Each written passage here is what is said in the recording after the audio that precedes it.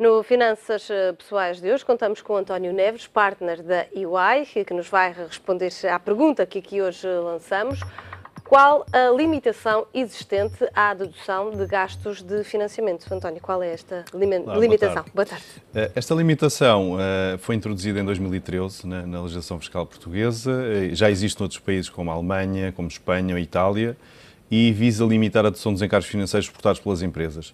É uma regra, de alguma forma, também um pouco injusta para muitas empresas que precisam de fazer investimentos avultados e têm que se endividar para os fazer. E, ao contrário de regras anteriores, como existiram no passado, como as regras de subcapitalização, ignora completamente se o financiamento vem de partes relacionadas, se vem de partes terceiras como entidades bancárias, se o financiamento é para a adquisição de investimento produtivo ou para a aquisição de partes de capital, que essa seria, digamos, a razão maior para a limitação, uma vez que depois os rendimentos das partes de capital, sejam dividendos ou mais-valias, normalmente podem beneficiar de isenções fiscais e, portanto, o custo associado aos encargos financeiros também poderia ser vedado. Aliás, era o regime que existia anteriormente a 2014, no caso das SGPS precisamente, em que não eram tributadas sobre as mais-valias, mas não poderiam deduzir os encargos financeiros associados a essas mais-valias. E este regime vem, ao fim e ao cabo, criar uma limitação para a generalidade das empresas, penalizando necessariamente as empresas que têm um investimento avultado e cujo esse investimento leva alguns anos a ter o retorno e a gerar resultados tributáveis onde se possam recuperar os encargos financeiros.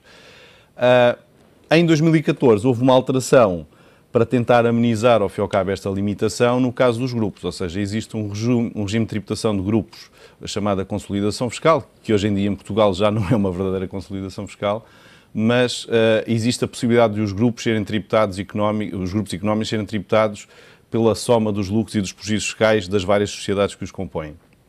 E no caso dos encargos financeiros, e nesta limitação em particular introduzida em 2013, apesar de poder haver uma tributação numa lógica de grupo, esta regra não considerava essa realidade, ou seja, esta regra aplicava individualmente a cada uma das sociedades. E, portanto, o legislador em 2014 veio introduzir uma nova regra, a possibilidade, por opção, portanto não é obrigação, mas por opção, os grupos que já são tributados numa base consolidada, poderem também calcular estas limitações numa base consolidada. E, portanto, ter a vantagem, por exemplo, de uma empresa que tem encargos financeiros e que ela própria não teria resultados contabilísticos, uma vez que está indexada a um limite nominal de 1 milhão de euros e ao EBITDA da sociedade, essa empresa podia por si só não ter capacidade de deduzir esses encargos financeiros, mas pode vir a beneficiar de encargos de proveitos e de resultados de outras empresas que não tenham encargos financeiros tão avultados ou que estejam abaixo dos limites e, portanto, dessa forma conseguir uma maior eficiência e uma maior equidade a nível da dedução fiscal destes encargos ao nível do grupo. Essas são as opções que os grupos têm. E quais são os problemas práticos no preenchimento das declarações? Ora bem, o que se colocou foi que as declarações, regra geral para os contribuintes que têm o ano fiscal equivalente ao ano civil, foram entregues no passado mês de maio e durante um ano e 2 ou 3 meses aguardou-se ansiosamente sobre o entendimento desta opção. Ou seja,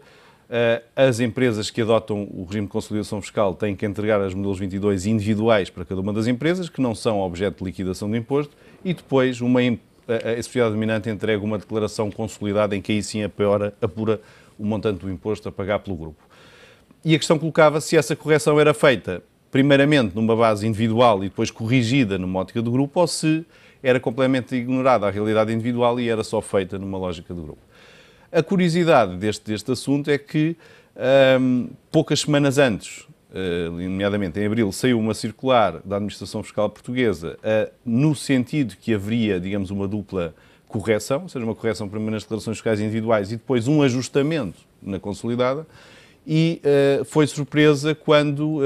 durante o mês de maio, foram publicadas ou foram publicitadas as instruções de procedimento das declarações fiscais no site da Administração Fiscal, em que o procedimento não deveria ser esse, ou seja, nada deveria ser feito nas declarações individuais, mas sim a única correção a fazer era nas de grupo. O que pode levantar até algumas limitações à aplicação da norma como um todo. E aqui a única mensagem verdadeiramente relevante é: se a Administração Fiscal, e com toda a legitimidade, exige ou solicita a cooperação do lado dos contribuintes, também essa cooperação e esse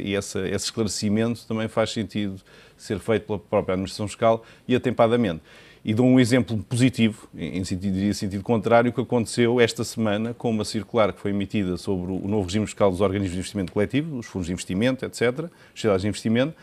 cujo novo regime fiscal vai entrar em vigor em 1 de julho, mas saiu uma circular 2 ou 3 semanas antes, portanto, pelo menos os operadores económicos e quem está ligado à fiscalidade deste tipo de instrumentos já sabem, a partir de 1 de julho, qual é o entendimento da administração fiscal relativamente a uma lei que tinha, de facto, algumas omissões ou algumas lacunas. Isso, de facto, aí é que trabalhar em colaboração com o contribuinte. Agora, quando esperamos um ano para ter essa clarificação, e essa clarificação muitas vezes vem no momento do próprio preenchimento da declaração fiscal, gerou muita confusão nos grupos económicos que começaram a fazer estimativas de imposto, inclusive contabilísticas, fazendo correções numa base individual, porque